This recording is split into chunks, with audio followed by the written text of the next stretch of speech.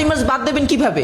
কোন সিচুয়েশনে আপনি 7ই মার্চ বাদ দিবেন? 1970 সালে সাধারণ নির্বাচন যদি না হতো, আর যদি বাংলাদেশ আওয়ামী লীগ তথা বঙ্গবন্ধুকে যদি বাংলার মানুষ যদি ভোট না দিত, তাহলে 70 সালের নির্বাচনে বাঙালিরা জয়ী হতো না এবং বাঙালিরা ক্ষমতার কাছাকাছি যাওয়ার আশাও করতে পারতো না। 70 এর নির্বাচন হয়েছে, 7ই মার্চ হয়েছে।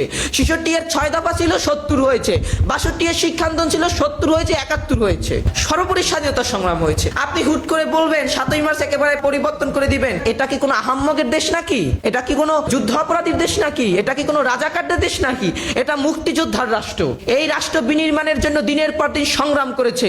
ছাত্র তার কলমকে ফেলে দিয়ে অস্ত্র হাতে নিয়েছে, শিক্ষক তার ডাস্টারকে হাত থেকে ফেলে দিয়ে অস্ত্র হাতে নিয়েছে।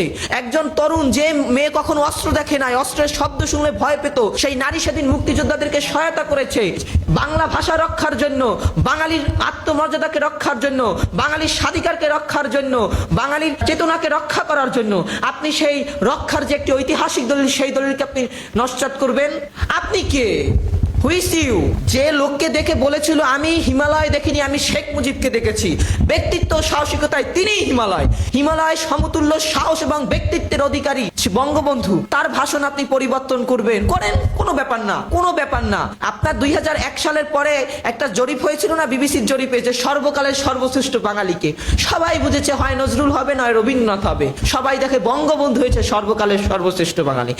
বাঙালি, বাংলাদেশ, বাংলা, এইগুলো নস্যাৎ করার জন্য যদি 7ই মার্চকে বাংলার ইতিহাস থেকে মুছে ফেলার অপপ্রচেষ্টা করা হয়, করতে পারেন, কোনো ব্যাপার না। ওই মির্জাপুরের বংশধরেরাও হচ্ছে ওই নবাব সিরাজউদ্দৌলার বিরুদ্ধে ইতিহাস লিখছিল, কিন্তু সেই ইতিহাস টেকে নাই। আজকে 200 বছর পর সঠিক ইতিহাস বাংলার মানুষ জানছে। আপনারা যত ইতিহাস বিকৃতি করেন না কেন, ততই আপনারা ধীরে ধীরে ইতিহাসের ডাস্টবিনে নিক্ষিপ্ত হবেন। সেই নিক্ষেপ আমরা করব না, সেই নিক্ষেপ হবে আপনারা ইতিহাস করবে। কারণ রাজপথের সাথে যারা বেঈমানি করে, তাদের ইতিহাস ক্ষমা করে না।